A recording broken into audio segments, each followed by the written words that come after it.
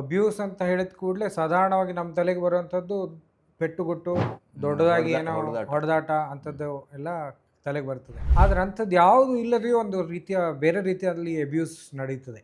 ಹೊರಗಡೆ ಪ್ರಪಂಚಕ್ಕೆ ನಮ್ಮ ಹತ್ರ ಅಷ್ಟು ಆಸ್ತಿ ಇದೆ, ನಮ್ಮ ಹತ್ರ ಇಷ್ಟು ಆಸ್ತಿ ಇದೆ, ಅದಿದೆ ಇದಿದೆ ಅಂತೆಲ್ಲ ಹೇಳಿ ಕಡೆಗೆ ಆ್ಯಕ್ಚುಯಲ್ ವಿಷಯಕ್ಕೆ ಬಂದಾಗ ಅವ್ರ ಹತ್ರ ಏನೂ ಇರೋದಿಲ್ಲ. ಇದು ಆ್ಯಕ್ಚುಲಿ ನಡೆಯುವಂಥದ್ದು ಇದು. ಹೌದು. ಸೊ ಇವ್ರಿಗೂ ಹಾಗೆ ಆಗಿದೆ. ಬರೀ ಸಿನಿಮಾ ಕಥೆ ಅಲ್ಲ. ಸಿನಿಮಾ ಕಥೆ ಅಲ್ಲ. ಇವರಿಗೆ ಶಾಕು, ಏನು ಮಾಡಬೇಕಂತ ಗೊತ್ತಿಲ್ಲ. 1 ತಿಂಗಳಾಗಿದೆ ಅಷ್ಟೇ ಮದುವೆಯಾಗಿ. ತಂದೆ ತಾಯಿಗೆ ಹೇಳಬೇಕಾ ಬಿಡಬೇಕಾ ಹೀಗೆ ಮಾಡಿ ಅದು ಒಮ್ಮೆಗೆ ಸಾಲಗಾರರಿಗೆ ಕೊಟ್ಟಾಯಿತು. ಈಗ ಅಡವಿಟ್ಟು ಇನ್ನೊಂದು ಸಾಲ ಆಗಿದೆ, ಅದನ್ನು ತೀರಿಸ್ಲಿಕ್ಕಾಗೋದಿಲ್ಲ. ಆಮೇಲೆ ಬ್ಯಾಂಕಿನವರಿಂದ ಹೀಗೆ ಆಗಿ ಆಮೇಲೆ ಇದ್ದ ಕೆಲಸವನ್ನು ಬಿಟ್ಟು ಮನೆಯಲ್ಲೇ ಕೂತ್ಬಿಟ್ಟಿರ್ತಾರೆ. ಇಲ್ಲಿ ಇಮೋಷ್ನಲ್ ಅಬ್ಯೂಸ್ ಕಂಟಿನ್ಯೂಸ್ ಆಗಿ ಆಗ್ತಾನೆ ಇತ್ತು, ಆದರೆ ಅವ್ರಿಗೆ ಎಲ್ಲೂ ಗೊತ್ತಾಗ್ತಾ ಇರಲಿಲ್ಲ. ರಿಲೇಷನ್ಶಿಪ್ನಲ್ಲಿ ಸಿಕ್ಕಾಕೊಂಡವರಿಗೆ ಹೊರಗೆ ಬರುವುದೇ ಸೊಲ್ಯೂಷನು, ಆದರೆ ಹೊರಗೆ ಬರಲಿಕ್ಕೆ ಧೈರ್ಯ ಆಗೋದಿಲ್ಲ.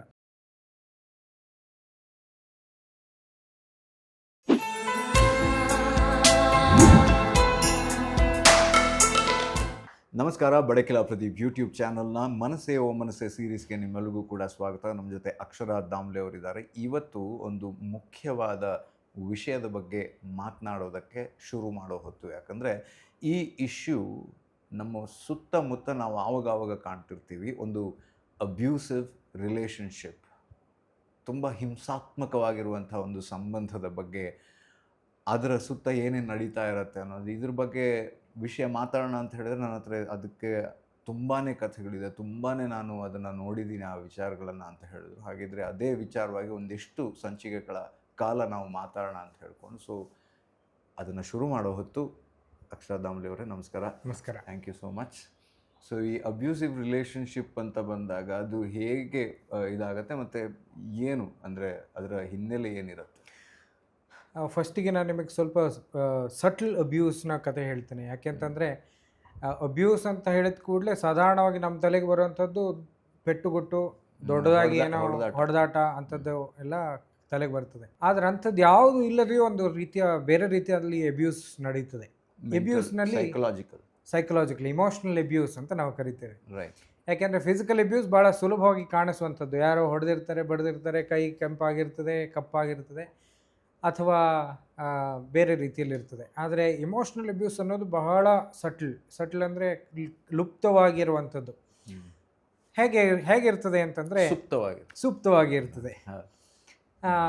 ಹೇಗಿರ್ತದೆ ಅಂತಂದರೆ ಒಬ್ಬರು ಲೇಡಿ ಫೋನ್ ಮಾಡಿದರು.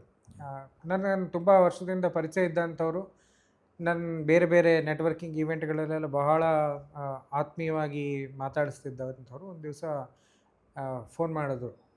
ಮಾಮೂಲಾಗಿ ಏನೋ ಕಾಲ್ ಇರ್ತದೆ ಅಂತ ಎತ್ತಿದ್ರೆ ಜೋರಾಗಿ ಅಳ್ತಾ ಇದ್ದಾರೆ. ಏನಾಯಿತು ಅಂತ ಕೇಳಿದೆ. ಏನಾದರೂ ಸಾಧಾರಣವಾಗಿ ಏನೋ ಸಮಸ್ಯೆ ಇದ್ದಿರ್ಬೋದು, ಸಾಧಾರಣ ಏನೋ ಒಂದು ಸಮಸ್ಯೆ ಇರ್ಬೋದು ಅಂತ ನೋಡಿದ್ರೆ, ಆಮೇಲೆ ಅವ್ರ ಕತೆ ಕೇಳಿದ್ರೆ ಒಂದಷ್ಟು ವರ್ಷಗಳಿಂದ ಅವರು ತಾಳ್ಕೊಂಡು ಕಡೆಗೆ ಎಲ್ಲ ನೋವಿನ ಕಟ್ಟೆ ಒಡೆದು ಅಳ್ತಾಯಿದ್ರು. ಅದರಲ್ಲಿ ಏನಾಗಿತ್ತು ಅಂತಂದರೆ, ಅವರು ಯಾರೋ ಒಬ್ಬನನ್ನು ಅರೇಂಜ್ಡ್ ಮ್ಯಾರೇಜ್ ಆದದ್ದು, ಎಲ್ಲವೂ ಗುರು ಹಿರಿಯರಿದ್ದು ನಿಶ್ಚಯಿಸಿದ್ದು ಅನ್ನುವಂಥ ಒಂದು ಇದರಲ್ಲೇ ಆಗಿರುವಂಥದ್ದು. ಆದರೆ ಸಾಧಾರಣವಾಗಿ ಈಗ ಇತ್ತೀಚೆಗೆ ಇಂಥರದ ಕೇಸುಗಳು ನೋಡ್ಲಿಕ್ಕೆ ಸಿಗ್ತವೆ. ನೀವು ಕೆಲವು ಡಿಟೆಕ್ಟಿವ್ಗಳ ಸ್ಟೋರಿಗಳಲ್ಲೂ ಕೇಳಿರ್ತೀರ. ಹೊರಗಡೆ ಪ್ರಪಂಚಕ್ಕೆ ನಮ್ಮ ಹತ್ರ ಅಷ್ಟು ಆಸ್ತಿ ಇದೆ, ನಮ್ಮ ಹತ್ರ ಇಷ್ಟು ಆಸ್ತಿ ಇದೆ, ಅದಿದೆ ಇದಿದೆ ಅಂತೆಲ್ಲ ಹೇಳಿ ಕಡೆಗೆ ಆ್ಯಕ್ಚುಯಲ್ ವಿಷಯಕ್ಕೆ ಬಂದಾಗ ಅವ್ರ ಹತ್ರ ಏನೂ ಇರೋದಿಲ್ಲ. ಇದು ಆ್ಯಕ್ಚುಲಿ ನಡೆಯುವಂಥದ್ದು. ಹೌದು. ಸೊ ಇವ್ರಿಗೂ ಹಾಗೆ ಆಗಿತ್ತು. ಬರೀ ಸಿನಿಮಾ ಕಥೆ ಅಲ್ಲ.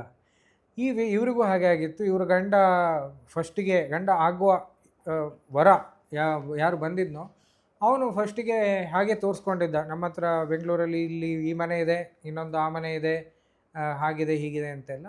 ಸಾಧಾರಣವಾಗಿ ನಾವು ಯಾರು ಅದರ ಪತ್ರಗಳ ದಾಖಲೆಗಳನ್ನು ಯಾರು ಚೆಕ್ ಮಾಡಲಿಕ್ಕೆ ಹೋಗೋದಿಲ್ಲ. ಎಲ್ಲರೂ ಬಾಯಿ ಮಾತಿನ ಏನು ಹೇಳಿದಾರೋ ಅದನ್ನು ನಂಬುವಂಥ ಒಂದು ವಾಡಿಕೆ ಇರ್ತದೆ. ಸೊ ಆ ಕಾರಣದಿಂದಾಗಿ ಏನಾಯಿತು ಅಂದರೆ, ಇವರು ನಂಬಿದ್ರು ಇದೆಲ್ಲ ಮನೆಗಳು ಅವ್ರದ್ದೇ ಅಂತ. ಆದರೆ ಅವ್ರು ಇದ್ದಾಗ ಈ ಹುಡುಗನ ಮನೆಗೆ ಹೋಗೋದು ಅಂತಿದ್ದಿಲ್ಲ. ಆವಾಗ ಅವರು ಇದ್ದ ಮನೆಯೂ ಸ್ವಂತ ಮನೆ ಅಂತಲೇ ಅಂದಿದ್ರು, ಆದರೆ ಅವ್ರು ಬಾಡಿಗೆ ಮನೆಯಲ್ಲಿ ಇದ್ದಿದ್ದು. ಸೊ ಈ ಥರ ಆಗಿತ್ತು. ಇವ್ರು ನಂಬಿದ್ರು, ಮದುವೆ ಎಲ್ಲ ಚೆನ್ನಾಗಿ ಮಾಡಿಕೊಟ್ರು. ಎಲ್ಲ ಆಗಿ ಇವ್ರ ಮನೆಗೆ ಹೋದ ಮೇಲೆ 1 ತಿಂಗಳಲ್ಲಿ ಇವ್ರಿಗೆ ಗೊತ್ತಾಯಿತು ಇದು ಏನೋ ತಪ್ಪಿ ಇದು ರೆಂಟ್ ಕಟ್ಟಬೇಕಲ್ಲ ಅಂತ. ಅವರ ಗಂಡನ ಬಾಯಲ್ಲಿ ಬಂದುಬಿಡ್ತು. ಎಲ್ಲಿಗೆ ರೆಂಟ್ ಕಟ್ಟೋದು ಅಂತ ಕೇಳುವಾಗ, ಮನೆಗೆ ಅಷ್ಟೊತ್ತಿಗೆ ಮೊದಲ ಶಾಕ್. ಅಷ್ಟೊತ್ತಿಗೆ ಇವ್ರು ಕೇಳಿದ್ರಂತೆ, ಹಾಗಿದ್ರೆ ಇದು ಸ್ವಂತ ಮನೆ ಅಲ್ವಾ, ನೀವು ಅವತ್ತು ಮಾತಾಡುವಾಗ ಸ್ವಂತ ಮನೆ ಅಂತ ಹೇಳಿದ್ರಲ್ಲ ಅಂತ. ಹೀಗೆ ಹೇಳಿದ್ದಷ್ಟೇ ಅಂತ ಹೇಳಿ ಬಿಟ್ಬಿಟ್ಟಿದ್ದಾನೆ. ಹಾರಿಕೆ ಉತ್ತರ. ಹೌದು. ಇವರಿಗೆ ಶಾಕು, ಏನು ಮಾಡಬೇಕಂತ ಗೊತ್ತಿಲ್ಲ. 1 ತಿಂಗಳಾಗಿದೆ ಅಷ್ಟೇ ಮದುವೆಯಾಗಿ. ತಂದೆ ತಾಯಿಗೆ ಹೇಳಬೇಕಾ ಬಿಡಬೇಕಾ ಅನ್ನುವಂಥದ್ದೆಲ್ಲ ಒಂದಷ್ಟು ಪ್ರಶ್ನೆಗಳು. ಮತ್ತು ತಂದೆ ತಾಯಿ ಮಧ್ಯಮ ವರ್ಗದವರು, ತಾಯಿ ಶಿಕ್ಷಕಿ ಯಾವುದೋ ಒಂದು ಶಾಲೆಯಲ್ಲಿ, ತಂದೆ ಇನ್ಯಾವುದೋ ಒಂದು ಸಣ್ಣ ಉದ್ಯೋಗದಲ್ಲಿದ್ದವರು. ಸೊ ಬಹಳ ಕಷ್ಟಪಟ್ಟು ಮದುವೆ ಮಾಡಿದಂಥದ್ದು. ಅಂದರೆ ಈಗಿನ ಕಾಲದಲ್ಲಿ ಮದುವೆ ಮಾಡೋದು ಅನ್ನೋದಕ್ಕೂ ಬಹಳ ಕಷ್ಟ ಇದೆ, ಖರ್ಚು ವೆಚ್ಚಿನ ವಿಷಯ. ಸೊ ಆ ಥರದ ಪರಿಸ್ಥಿತಿಯಲ್ಲಿ ಮದುವೆ ಆಗಿ ಬಂದು 1 ತಿಂಗಳಲ್ಲಿ ಈ ಥರದೊಂದು ಶಾಕ್ ಆಯಿತು. ಆಮೇಲೆ ಒಂದು ಕಾರ್ ತಗೊಂಡ್ರು ಇವ್ರಿಗೋಸ್ಕರ ಅಂತ. ಆಮೇಲೆ ನೋಡಿದ್ರೆ ಇದು ಕಾರ್ ತೊಗೊಂಡದ್ದು ಇವ್ರಿಗೋಸ್ಕರ ಅಲ್ಲ, ಈ ರೆಂಟಲ್ ವ್ಯವಹಾರಕ್ಕೆ ಕೊಡಲಿಕ್ಕೆ ಇರ್ತದಲ್ಲ ಅಂಥದ್ದಕ್ಕೆ ಕೊಡುವ ಅಂತಂದ್ರೆ. ನಾವೇನು ಕಾರ್ ಬಳಸೋದಿಲ್ಲಲ್ಲ, ಬಸ್ಸಲ್ಲಿ ಹೋಗುವ, ನಮಗೇನಾಗಬೇಕು, ಬಸ್ ಹತ್ತಿದ್ರೆ ಆಫೀಸಿಗೆ ಅದಾಗೆ ತೊಗೊಂಡೋಗಿಬಿಡ್ತದೆ. ಇದು ಸೆಕೆಂಡ್ ಶಾಕ್. ಹೌದು. ಸೊ ಹೀಗೆ ಒಂದಾದ ನಂತರ ಒಂದು ಶಾಕ್ನ ಮೇಲೆ ಶಾಕ್ ಬೀಳಲಿಕ್ಕೆ ಶುರು ಆಯಿತು. ಆಮೇಲೆ ನೋಡಿದರೆ ಒಂದಷ್ಟು ಜನರೊಟ್ಟಿಗೆ ಗಂಡ ಸಾಲ ಮಾಡಿಟ್ಟಿದ್ದಾರೆ. ಮತ್ತು ಒಂದು 4-5 ತಿಂಗಳಾಗುವಾಗ ಮನೆ ಬಾಗಿಲಿಗೆ ಯಾರೋ ಬಂದು ಬಾಗಿಲು ತಟ್ಟಿ, ಇವ್ರು ಬಾಗಿಲು ತೆಗೆಯುವಾಗ ಗಂಡನನ್ನು ಕರಿಯಮ್ಮ, ಎಷ್ಟು ಸಮಯ ಆಯ್ತಮ್ಮ ಇವನು ಸಾಲ ತಗೊಂಡು ಅಂತ. ಸಾಲಗಾರರ ಬಾಧೆ ಇದೆಲ್ಲ ಆದಾಗ ಆಮೇಲೆ ಅವನು ಇವಳ ಹತ್ರನೇ ಅಂಗಲಾಚಿದಂತೆ, ನೀನು ನನ್ನ ಹೆಂಡ್ತಿ ಅಲ್ವಾ, ನಿನಗೆ ತವ್ರ ಮನೆಯಿಂದ ಕೊಟ್ಟಂಥ ಚಿನ್ನವನ್ನು ಅಡವಿಟ್ಟಾದರೂ ಈ ಸಾಲವನ್ನು ತೀರಿಸುವ, ಇಲ್ದಿದ್ರೆ ಇವರು ಮುಗಿಯೋದಿಲ್ಲ, ಇವ್ರ ಬಾಧೆ ಮುಗಿಯೋದಿಲ್ಲ ಅಂತ. ಇವಳಿಗೇನು ಮಾಡೋದು, ಇವಳು ಮನೆಗೆ ಮದುವೆಯಾಗಿ ಬಂದಾಗಿದೆ, ಕಟ್ ಹಾಕಿದ ಹಾಗೆ ಆಗಿದೆ. ಹಿಂದೆ ತಂದೆ ತಾಯಿಗೆ ಹೇಳೋ ಹಾಗಿಲ್ಲ, ಯಾಕೆಂದರೆ ಅವ್ರಿಗೂ ಒಂಥರ ಆಕಾಶ ತಲೆ ಮೇಲೆ ಬಿದ್ದ ಹಾಗೆ ಆಗುವಂಥ ಪರಿಸ್ಥಿತಿ. ಹಾಗೆ ಸರಿ, ಏನೋ ಚಿನ್ನ ಅಡವಿಡು, ಇವತ್ತಿಗೊಮ್ಮೆ ಕೊಡುವ, ಆಮೇಲೆ ನಾನು ಸಂಪಾದನೆ ಮಾಡಿ ನಿಂಗೆ ವಾಪಸ್ ಆ ಚಿನ್ನವನ್ನು ಬಿಡಿಸಿ ಕೊಡ್ತೇನೆ ಅಂತ ಹೇಳಿ ಹೇಗಿದ್ರು ಅಭ್ಯಾಸ ಇದೆ. ಹೌದು. ಹೀಗೆ ಮಾಡಿ ಅದು ಒಮ್ಮೆಗೆ ಸಾಲಗಾರರಿಗೆ ಕೊಟ್ಟಾಯಿತು. ಈಗ ಅಡವಿಟ್ಟು ಇನ್ನೊಂದು ಸಾಲ ಆಗಿದೆ, ಅದನ್ನು ತೀರಿಸ್ಲಿಕ್ಕೆ ಆಗೋದಿಲ್ಲ. ಆಮೇಲೆ ಬ್ಯಾಂಕಿನವರಿಂದ ಹೀಗೆ ಆಗಿ ಆಮೇಲೆ ಇದ್ದ ಕೆಲಸವನ್ನು ಬಿಟ್ಟು ಮನೆಯಲ್ಲೇ ಕೂತ್ಬಿಟ್ಟಿದ್ರಂತೆ. ಯಾರು? ಗಂಡ. ಇವರು ಹೊಸ ಊರು, ಇನ್ನೂ ಹೊಸ ಕೆಲಸ ಹುಡುಕ್ಬೇಕಷ್ಟೇ. ಕೆಲಸ ಮಾಡಲಿಕ್ಕೆ ಪುಣ್ಯಕ್ಕೆ ಶಿಕ್ಷಣ ಎಲ್ಲ ಚೆನ್ನಾಗಿ ಕೊಟ್ಟಿದ್ದು ತಂದೆ ತಾಯಿ. ಹೊಸತ್ತು ಕೆಲಸ ಮಾಡಬೇಕು ಅಂತ ಆದರೂ ಸಹ ಅಷ್ಟು ಬೇಗ ಕೆಲಸ ಎಲ್ಲಿ ಸಿಗ್ತದೆ, ಅಥವಾ ಒಳ್ಳೆ ಪೇ ಸಿಗುವಂಥ ಕೆಲಸ ಎಲ್ಲಿ ಸಿಗ್ತದೆ. ಸ್ವಂತ ಉದ್ಯೋಗ ಮಾಡುವ ಅಂತಲೂ ಅಂದ್ಕೊಂಡಿದ್ರು. ಯಾವುದಕ್ಕೂ ಈಗ ಎಲ್ಲದಕ್ಕೂ ಬಂಧನ ಆದ ಹಾಗೆ ಆಗಿದ್ದಂಥ ಪರಿಸ್ಥಿತಿ. ಹಾಗಿದ್ದು ಹೋರಾಟ ಮಾಡಿ ಯಾವುದೋ ಒಂದು ಕೆಲಸಕ್ಕೆ ಸೇರಿ ಸ್ವಂತ ಅವರಿಗೆ ಫೋಟೋಗ್ರಫಿ ಅನ್ನೋ ಸ್ಕಿಲ್ ಇತ್ತು. ಸೊ ಅದಕ್ಕೆ ಅವರು ಫೋಟೋಗ್ರಫಿಯನ್ನು ಪಾರ್ಟ್ ಟೈಮ್ ಆಗಿ ಸ್ಯಾಟರ್ಡೆ ಸಂಡೇಗಳಲ್ಲಿ ರಜೆ ಇದ್ದಾಗೆಲ್ಲ, ಯಾವುದೇನ ರಜೆ ಇದ್ದರೂ ಈ ಹಬ್ಬ ಹರಿದಿನಗಳ ದಿನಗಳ ಟೈಮ್ನಲ್ಲಿ ರಜೆ ಇರ್ತದೆ ಆಫೀಸಲ್ಲಿ. ಹಾಗೆ ಆ ಟೈಮಲ್ಲಿ ಫೋಟೋಗ್ರಫಿಗೆ ಹೋಗಿ ಏನೋ ಎಲ್ಲ ಒಂದು ಸ್ವಲ್ಪ ದುಡಿಯುವ ಅಂಥೇಳಿ ದುಡಿಮೆ ಶುರು ಮಾಡಿ ಒಂದಷ್ಟು ಮನೆಯಲ್ಲಿ ಈಕೆಯೇ ಎಲ್ಲ ಖರ್ಚನ್ನು ನಿಭಾಯಿಸೋದು. ಗಂಡ ಮತ್ತು ಅವ್ರ ತಾಯಿ ಮಾತ್ರ ಇದ್ದರು, ತಂದೆ ಇರಲಿಲ್ಲ. ಸೊ ಇಬ್ಬರದ್ದು ಖರ್ಚುಗಳನ್ನು ನಿಭಾಯಿಸ್ಕೊಂಡು ಇವರೇ 24 ಗಂಟೆನೂ ದುಡಿಲಿಕ್ಕೆ ಶುರು ಮಾಡಿದರು. ದುಡ್ದು ಮನೆಗೆ ತಂದು ಹಾಕಿದರೆ ಗಂಡ ಅದನ್ನೇ ಒಂದು ಸವಲತ್ತಾಗಿ ಇಟ್ಕೊಂಡ್ಬಿಟ್ಟ. ಅವನ ಮನೆಯಿಂದ ಕದಲ್ಲೇ ಇಲ್ಲ, ಕೆಲಸ ಬಿಟ್ಟವನು ಮನೆಯಲ್ಲೇ ಕೂತ್ಬಿಟ್ಟ. ಇವರಿಗೆ ಆ ಟೈಮ್ನಲ್ಲಿ ಇದನ್ನು ಏನು ಮಾಡಿ ಕನ್ಫ್ರಂಟ್ ಮಾಡುವಷ್ಟು ಪುರ್ಸೊತ್ತಿರಲಿಲ್ಲ. ದುಡಿದ್ರು. ಆಮೇಲೆ ನೋಡಿದ್ರೆ ಒಂದು ದಿವಸ ಗಂಡ ಹೇಳಿದಂತೆ, ನಿಂದು ಬಿಸ್ನೆಸ್ ಚೆನ್ನಾಗಿ ನಡೀತಾ ಇದೆಯಲ್ಲ, ನಾನು ನಿನಗೆ ಬಿಸ್ನೆಸ್ಸಲ್ಲಿ ನಾನೇ ಪಾರ್ಟ್ನರ್ ಆಗ್ತೇನೆ ಅಂತ. ಗಂಡನಿಗೆ ಬೇಡ ಅಂತ ಹೇಗೆ ಹೇಳೋದು ಅಂತ ಹೇಳಿ, ಸರಿ ಹಾಗಾದರೂ ಕೆಲಸ ಮಾಡಲಿ ಅಂತ ಹೇಳಿ ಇದು ಪಾರ್ಟ್ನರ್ ಆಗಿ ತಗೊಂಡ್ರು. ಅಲ್ಲಿವರೆಗೆ ಗಂಡನಿಗೆ ಇವ್ರಿಗೆ ಆದಾಯ ಎಷ್ಟಿದೆ ಅಂತಾದರೂ ಗೊತ್ತಿರಲಿಲ್ಲ ಸರಿಯಾಗಿ. ಪಾರ್ಟ್ನರ್ ಆದಮೇಲೆ ಅದು ಗೊತ್ತಾಗ್ಲಿಕ್ಕೆ ಶುರು ಆಯಿತು. ಅದಾದಮೇಲೆ ಕಂಪನಿ ಅಕೌಂಟಿಂದ ದುಡ್ಡು ತೊಗೊಳ್ಳೋದು, ಆಮೇಲೆ ಇನ್ನೆಲ್ಲೋ ಜೂಜಾಡೋದು, ಇನ್ನೇನೋ ಅವ್ಯವಹಾರಗಳು. ಸೊ ಇವ್ರು ದುಡ್ಡು ತಡೋದು, ಅದು ಇನ್ನೆಲ್ಲೋ ಸೋರಿ ಹೋಗೋದು. ಈ ಥರದ ಪರಿಸ್ಥಿತಿ ಆಗಿ ಕಡೆಗೆ ಇನ್ನೇನು ರಸ್ತೆಗೆ ಹೋಗಬೇಕಷ್ಟೇ ಅನ್ನುವಂಥ ಪರಿಸ್ಥಿತಿವರೆಗೆ ಬಂದಾಗಿತ್ತು. ಇಲ್ಲಿ ಇಮೋಷ್ನಲ್ ಅಬ್ಯೂಸ್ ಕಂಟಿನ್ಯೂಸ್ ಆಗಿ ಆಗ್ತಾನೆ ಇತ್ತು, ಆದರೆ ಅವ್ರಿಗೆ ಎಲ್ಲೂ ಗೊತ್ತಾಗ್ತಾ ಇರಲಿಲ್ಲ. ಅಂದರೆ ನೇರವಾಗಿ ಎಲ್ಲೂ ಇದಿಲ್ಲ, ಗಂಡ ಅನ್ನುವಂಥ ಒಂದು ಪಾಶ. ಅದು ಮಾತ್ರ ಅಲ್ಲ, ಮತ್ತು ನೋಡು ನಾನು ಪ್ರಯತ್ನ ಮಾಡ್ತಾ ಇದ್ದೀನಿ, ಇಷ್ಟೆಲ್ಲ ಪ್ರಯತ್ನ ಮಾಡಿದ ಮೇಲೂ ಆಗ್ತಾ ಇಲ್ಲ ಅಂತಂದರೆ ನಾನೇನು ಮಾಡಲಿ ಅನ್ನುವಂಥದ್ದೆಲ್ಲ. ನಾನು ಈಗ ಜೂಜಾಡಿದ್ದು ಸುಮ್ಮನೆ, ಅಟ್ಲೀಸ್ಟ್ ನಮಗೊಂದಷ್ಟು ಗಳಿಕೆ ಬರಲಿ, ನನಗೆ ಹಿಂದೆ ಯಾವತ್ತೂ ಬಂದಿತ್ತು, ಹಾಗಾದರೂ ಬರಲಿ ಅಂತೆಲ್ಲ ಕಥೆಗಳು. ಒಂದು ಅಷ್ಟು ಆಕಾಂಕ್ಷೆಗಳನ್ನು ಒಂದಷ್ಟು ತೋರಿಸ್ಬಿಟ್ಟು ಕ್ರಿಯೇಟ್ ಮಾಡೋದು. ಹೀಗೆ ಮಾಡಿ ಕಡೆಗೆ ಅವರಿಗೆ ಗಂಡನನ್ನು ಬಿಡಲಿಕ್ಕೂ ಅಲ್ಲ, ಅವ್ರ ಜೊತೆ ಇರಲಿಕ್ಕೂ ಅಲ್ಲ ಅನ್ನುವಂಥ ಪರಿಸ್ಥಿತಿ ಬಂದಿತ್ತು.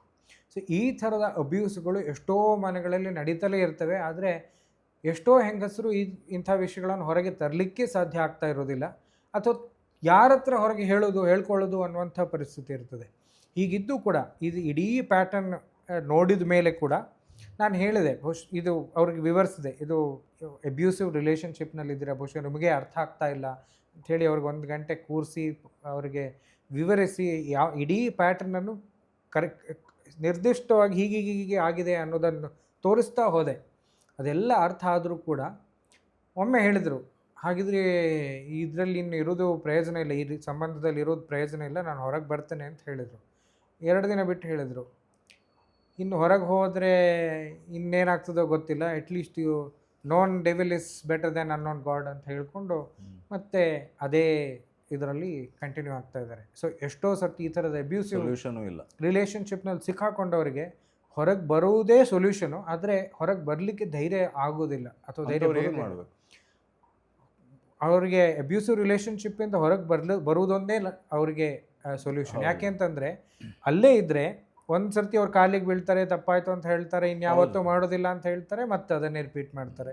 ಸೊ ಇದೇ ರಿಪೀಟ್ ಆಗ್ತಾ ಇರ್ತದೆ ಜೀವನ ಪರ್ಯಂತ ಹೊರತು. ಯಾಕಂದರೆ ಅವ್ರಿಗೆ ಇವರ ಪ್ಯಾಟರ್ನ್ ಗೊತ್ತಾಗ್ಬಿಟ್ಟಿದೆ. ಹೌದು, ಇವರು ಏನೇ ಮಾಡಿದ್ರು, ಎಷ್ಟೇ ದೊಡ್ಡ ತಪ್ಪು ಮಾಡಿದ್ರು, ಆಮೇಲೆ ಕ್ಷಮೆ ಇವ್ರ ಕೈಯಿಂದ ಸಿಗ್ತದೆ ಅಥವಾ ಕ್ಷಮೆಯನ್ನು ಪಡೆಯುವಂಥ ಚಾಕಚಕ್ಯತೆ ಅವರಲ್ಲಿ ಇರ್ತದೆ. ಹಾಗಾಗಿ ಅವರು ಮತ್ತೆ ಅದನ್ನು ಮುಂದುವರಿಸ್ತಾ ಇರ್ತಾರೆ.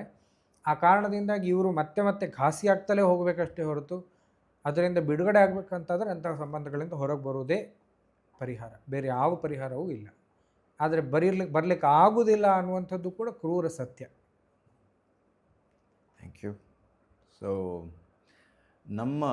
ನಿಮ್ಮ ಸುತ್ತಮುತ್ತಲಿನ ಅವೆಷ್ಟೋ ಮನೆಗಳಲ್ಲಿ ಈ ರೀತಿಯ ಅಬ್ಯೂಸಿವ್ ರಿಲೇಷನ್ಶಿಪ್ಸ್ ಇರ್ತವೆ. ಬೇಜಾರಿನ ವಿಷಯ ಅಂತಂದರೆ ಅವರು ಆರಂಭದಲ್ಲಿ ಹೇಳಿದ ಹಾಗೆ ಹೊಡೆದಾಟ ಬಡಿದಾಟಗಳು ಕಾಣಿಸ್ತಾ ಇದ್ದರೆ ಅದು ನಮ್ಮ ಕಣ್ಣಿಗೆ ಕಾಣಿಸುವಂಥ ಅಬ್ಯೂಸಿವ್ ರಿಲೇಷನ್ಶಿಪ್ಸ್. ಆ ಥರದ ಹಲವಾರು ವಿಚಾರಗಳನ್ನು ನಾವು ಮುಂದಿನ ಸಂಚಿಕೆಯಲ್ಲಿ ಮಾತಾಡ್ಬೋದು. ಆದರೆ ಈ ಒಂದು ದೃಷ್ಟಾಂತ ಏನಿದೆ ಇದು ತುಂಬಾ ಇಂಪಾರ್ಟೆಂಟ್ ಆಗಿರೋದು. ಸೊ ಇದನ್ನು ನಿಮ್ಮ ಜೀವನದಲ್ಲಿ ಇದು ನಡೀತಿದೆಯಾ ಅಥವಾ ಇನ್ನೊಬ್ಬರ ಜೀವನದಲ್ಲಿ ಇದು ನಡೀತಿದೆಯಾ, ನೀವು ಅದಕ್ಕೆ ಕಾರಣರ ಅಥವಾ ಇದಕ್ಕೆ ನೀವು ವಿಕ್ಟಿಮ್ ಆಗಿದ್ದೀರಾ ಅಥವಾ ನಿಮ್ಮ ಸುತ್ತಮುತ್ತ ಈ ಥರ ನಡೀತಾ ಇದ್ದರೆ ದಯವಿಟ್ಟು ಎಚ್ಚೆತ್ಕೊಳ್ಬೇಕಾಗಿರುವಂಥ ಸಮಯ.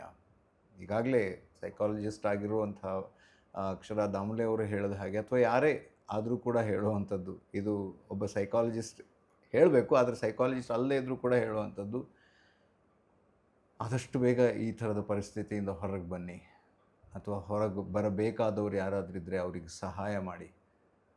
ಅವ್ರಿಗೆ ಸಹಾಯ ಬೇಕು ಅಂತ ಕೆಲವೊಮ್ಮೆ ಗೊತ್ತಿಲ್ಲದೆ ಇರುವಂಥ ಸಂದರ್ಭ ಏನೋ ಇರ್ಬೋದು, ಆದರೆ ನಿಮ್ಮ ಮಿತಿಯಲ್ಲಿ ನಿಮ್ಮ ಪರಿಧಿಯನ್ನು ಇಟ್ಕೊಂಡು ಅದರಿಂದ ಅವರನ್ನು ಹೊರಗೆ ತರೋದು, ಅದು ಗಂಡ ಹೆಂಡ್ತಿನೇ ಇರ್ಬೋದು ಅಥವಾ ಬೇರೆ ರೀತಿಯ ಸಂಬಂಧಗಳು ಕೂಡ ಇರ್ಬೋದು, ಅದರಿಂದ ಹೊರಗೆ ಬರೋದಕ್ಕೆ ಸಹಾಯ ಮಾಡಿ.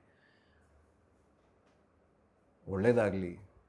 ನಮ್ಮ ಈ ಸರಣಿಯ ಉದ್ದೇಶನೇ ಅಷ್ಟೇ, ಮನಸ್ಸು ಇದ್ದರೆ ಮಾತ್ರ ಜೀವನ ಚೆನ್ನಾಗಿರುತ್ತೆ. ಮನಸ್ಸನ್ನು ನಾವು ಹೇಗೆ ತಿಳಿಯಾಗಿಡಬೇಕು, ಅದಕ್ಕೆ ಬೇಕಾಗಿರುವಂಥ ಬೇರೆ ಬೇರೆ ವಿಚಾರಗಳನ್ನು ಇಲ್ಲಿ ಮಾತಾಡೋದಕ್ಕೆ ನಾವು ಪ್ರಯತ್ನ ಪಡ್ತೀವಿ. ಸೊ ನಿಮಗೆ ಒಳ್ಳೆಯದಾಗಬೇಕು ಅನ್ನೋದು ನಮ್ಮ ಉದ್ದೇಶ. ಮುಂದಿನ ಸಂಚಿಕೆಯಲ್ಲಿ ಸಿಗೋಣ. ನಮಸ್ಕಾರ.